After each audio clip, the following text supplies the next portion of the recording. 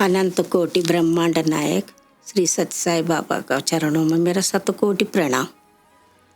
मैं बहुत खुश नसीब की हूँ। आज मुझे ये अवार्ड मिला।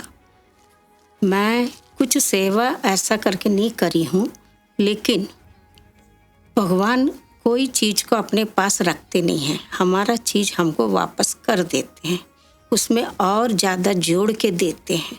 ये मेरे को आज पता चला। मैं पहले 85 में किसी के घर गई थी। वहाँ पे स्वामी का तस्वीर देखी। बचपन से भी देखते आई हूँ। ऐसा लगता था कि स्वामी मुझे बुला रहे हैं, हो सकता है ऑर्गेनाइजेशन में जुड़ने के लिए, लेकिन मैं कभी उतना केयर नहीं करी। स्कूल जाते समय एक जन के घर में देख के जाती थी, फिर वापस आते समय अपने आप आंख स्वामी की तस्वीर के ऊपर। ऐसे करते करते बड़े हो गए।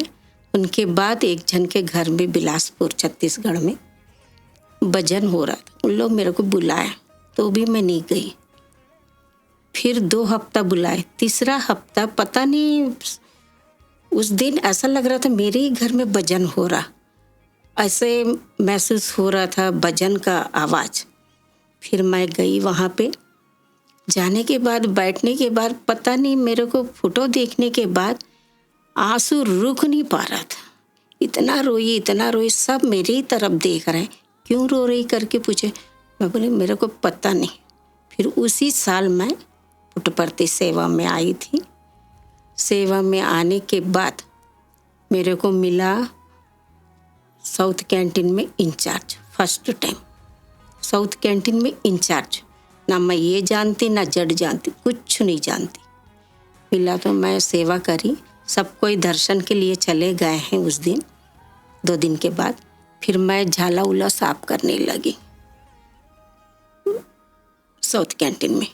करने के बाद जो दिन हम लोग को दर्शन मिलने वाला था, उस दिन हम लोग सब कोई लाइन में बैठे। स्वामी आए, चरण स्पर्श हुए। स्वामी 4 लोग का आगे गए, फिर वापस आए। నువ్వు సేవ చాలా బాగా చేస్తావు, इतना शब्द बोले हैं तो मेरा शरीर पूरा कैसा हो गया था। मैं बोली मेरे को इतना बड़ा शब्द स्वामी बोले। आगे जाके फिर वापस आके बोले। तब उससे मैं आज तक एक बार भी चुकी नहीं हूँ सेवा में आने के लिए। हर साल आते रहती हूँ और मार्च में ऑल इंडिया सेवा के साथ भी सेवा करती हूँ। उसके बाद मेरे को अनुभव एक और हुआ। मेरा बेटा का तबीयत बहुत ख़राब हुआ। उस समय डॉक्टर बोले ऑपरेशन करना पड़ेगा, क्योंकि आपका बेटे का पेट में 2 गोला है, वो निकालना है। उसी समय मैं सब कोई को बोली मेरे घर में भजन देना।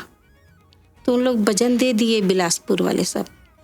हमारा कोऑर्डिनेटर भजन लेने के बाद मेरा बेटा का अर्जेंट फ़ोन आया, अर्जेंट आओ, परसों ऑपरेशन है 3 तारीख को, लेकिन मेरे घर में भजन है 2 तारीख।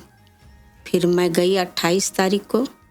1 तारीख को गाड़ी चढ़, 2 तारीख का सुबह गाड़ी चढ़ के फिर मैं वापस बिलासपुर आई बेटा का ऑपरेशन के लिए। मैं भजन के लिए भजन करके फिर रात का गाड़ी से फिर गई रायपुर ऑपरेशन के लिए।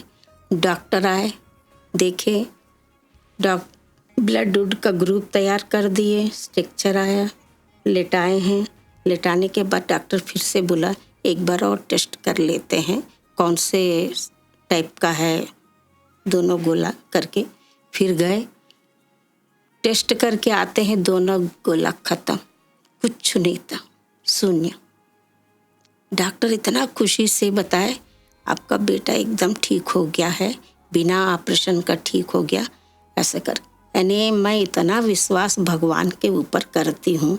ऐसे बहुत सारा अनुभव हुए, लेकिन मैं भगवान को छोड़ी नहीं हूँ। कितनी तकलीफ भी आए तो भी मैं पहले घर का काम करके तुरंत मैं सेवा में चली जाती हूँ।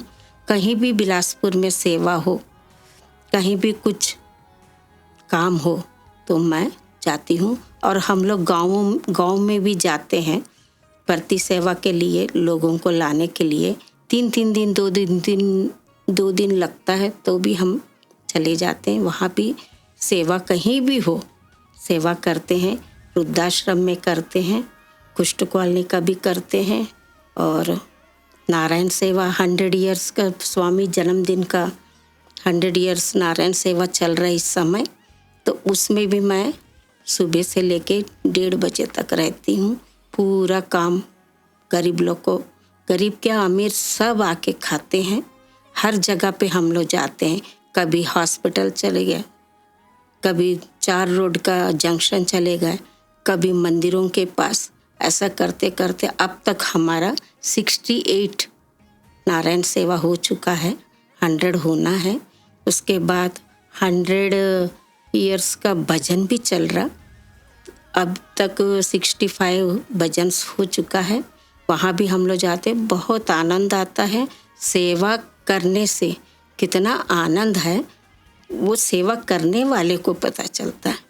इसीलिए मैं सभी को एक ही शब्द बोलती हूँ, भगवान अगले भी जन्म हो तो आप ही के पास मेरे को जन्म दो, आप ही के संस्था में जन्म दे, यही मैं प्रार्थना करती हूँ।